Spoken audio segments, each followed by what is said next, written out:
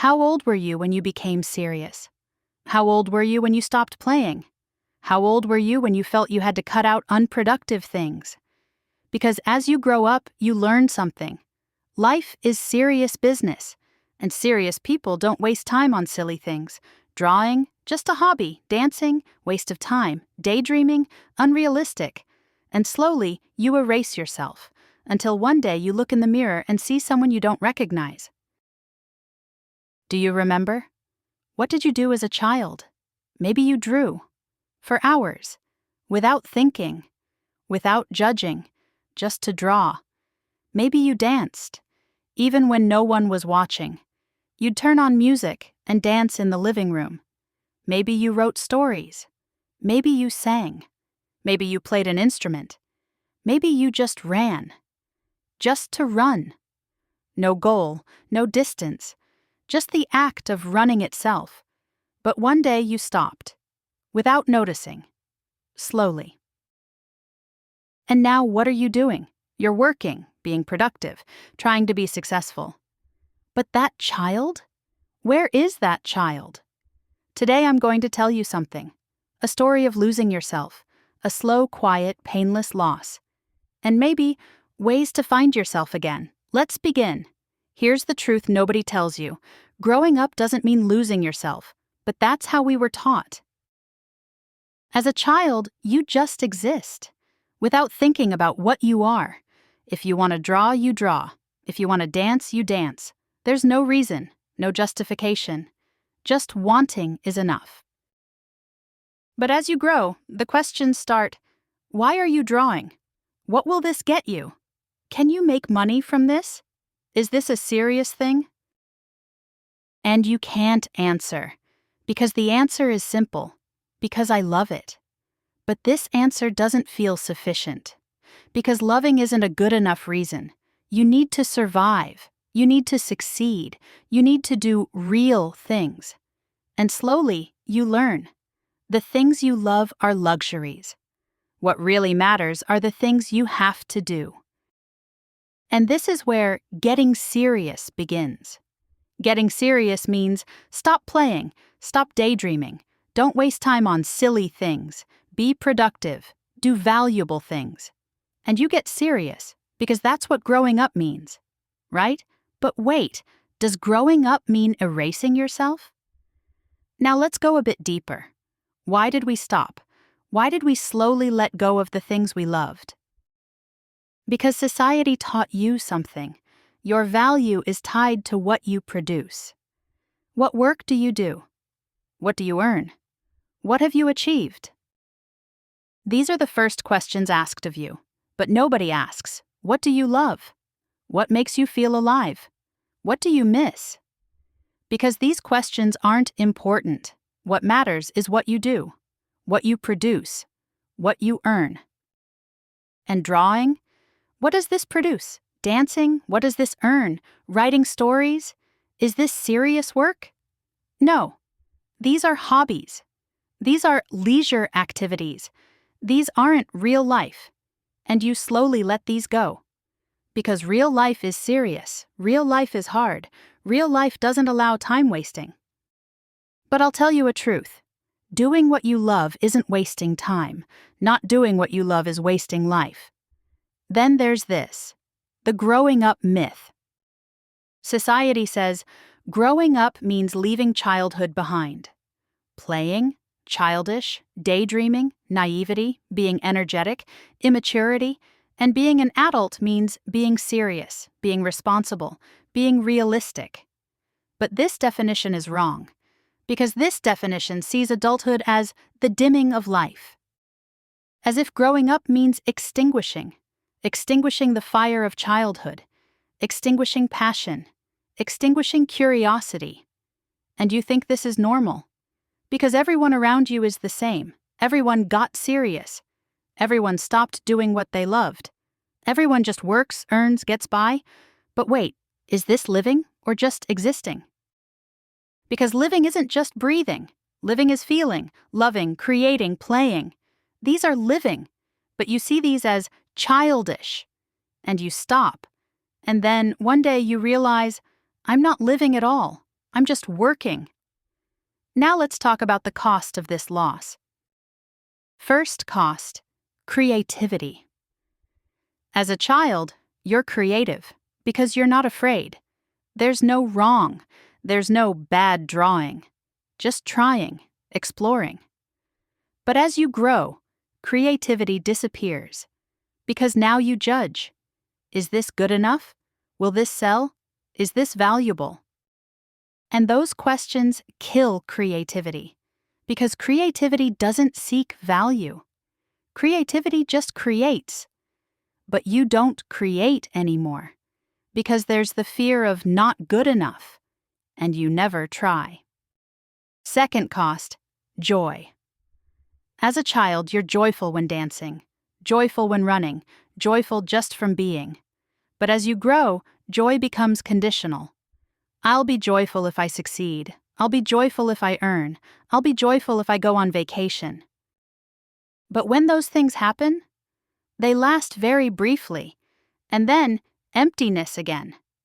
Because joy isn't outside. Joy is in doing what you love. But you don't do what you love anymore, and joy disappears. Third cost, identity. Here's the most painful loss, losing yourself. Because you start being defined by what you do. I'm an engineer, I'm a teacher, I'm a lawyer. But wait, are you just your job? You used to be someone who drew, someone who danced, someone who wrote stories. These were you. But now, you forgot who you are because what you do defines you, but what you loved, gone. And one day you ask yourself, who am I? And the answer is scary. I don't know. Now let's see your two versions, productive adult and creative child. Productive adult, wakes up in the morning, looks at to-do list, goes to work, is productive, comes home, tired, television, sleep, repeat. Everything is must do. Nothing is want to. Successful, maybe, but happy, no. Because nothing makes them feel alive. Creative child, wakes up in the morning, says, what do I want to do today? Maybe draw, maybe dance, maybe just run, and does it. No reason, no goal, just wants to, and does. Successful? Maybe not. But alive, absolutely. And here's the difference. Productive adult exists. Creative child lives. But as you grew, you became the productive adult. And you slowly killed the creative child. But did that child really die? Or was it just silenced? Here's the good news. That child didn't die. It's just sleeping. Because sometimes something happens. You hear a song, and something inside you trembles. I used to dance to this song. Or you see a painting, and something inside you misses. I used to draw too. Or you see children, playing, free, and something inside you aches. I used to be free like that too. Those moments are your inner child's awakening moments, whispering, I'm still here, don't forget me. But what do? You ignore it. I don't have time, I have work, I've grown up now. And that voice is silenced again. But how long can you silence it? Because that voice is your essence. And essence never dies. It's just forgotten. Now let's get to the difficult question. Why can't we go back? Why is starting the things we loved again so hard? Because there are several obstacles. 1. I'm not good anymore. Fear. You used to draw. But you haven't drawn in 20 years. Now you want to start. But what happens? I'm not good anymore. It'll be terrible, embarrassing. And you never start. Because there's the pressure of being good enough. But I'll tell you a truth. The purpose of drawing isn't to be good.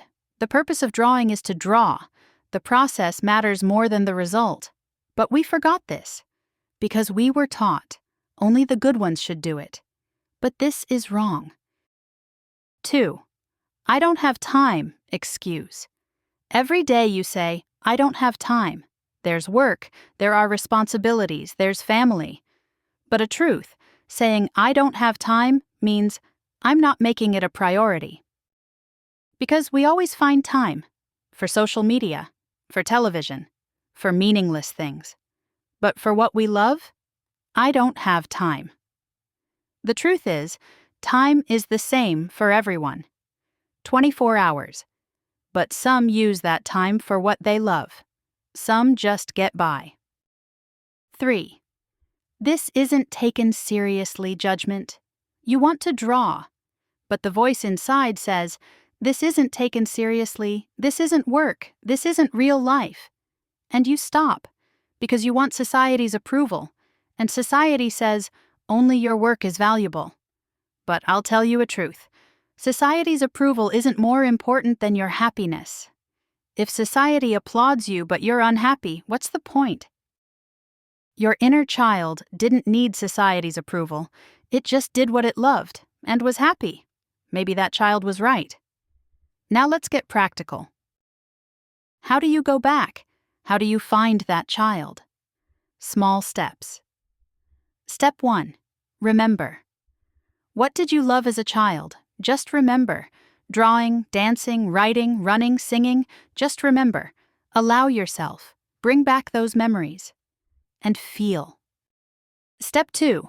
Try once, just once, without any expectations, without any goals. Take a paper, take a pen, draw. Whatever comes out. It can be bad, it doesn't matter. Because the goal isn't good drawing. The goal is to draw. Or turn on music, dance, close the door. Nobody's watching, just you, and music, and movement. Or run, just run. No distance goal, just the act of running itself. Just try once, and watch what you'll feel. Step 3. Drop the productivity pressure. Most important step, don't try to make this productive. Don't do this for success.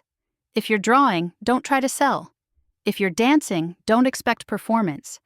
If you're running, don't try to break records. Just do. Without any result expectation. Because the process is enough. And here's where you become free, because you don't have to prove anything anymore. You're just living. And here's the hardest part. Giving yourself permission. Allow yourself to be unproductive. Allow yourself to do silly things. Allow yourself to be childish. Because those silly things are what make you feel alive. Every day, set aside 15 minutes. Just 15 minutes. And in those 15 minutes, do what you love, without any reason, just because you love it. Maybe draw, maybe dance, maybe write, maybe just daydream. And those 15 minutes will be the most valuable 15 minutes of your life. Because in those 15 minutes, you'll be you, the real you. And here's the final truth.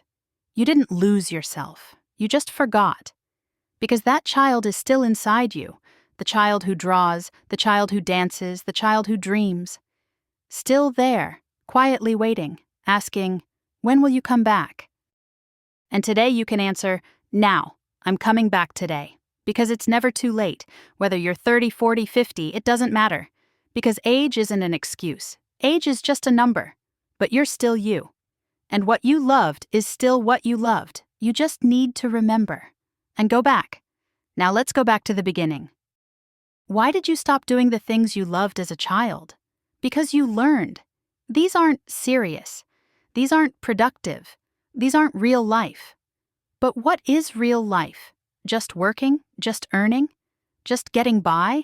Or is it living, feeling, loving, creating? Because that child was living when dreaming, living when dancing, living when drawing, but now you're just existing. So which is more valuable? Being successful but feeling dead, or being unsuccessful but feeling alive? Tomorrow, take a paper and write, what did I love as a child? And write, everything. Drawing, dancing, running, writing, singing, daydreaming, everything. And then ask, which of these do I miss? And choose one, just one, and do it. This week, just 15 minutes. And watch what happens. Maybe nothing will happen. But maybe something will awaken inside you. Something forgotten, but never dead. And that thing is you, the real you. Go back. That child is waiting for you. If this video made you feel something, don't forget to subscribe, because what I share here isn't quick fixes. It's deep understanding, finding yourself, and real living. Remember, you're not just your work, you're also what you love.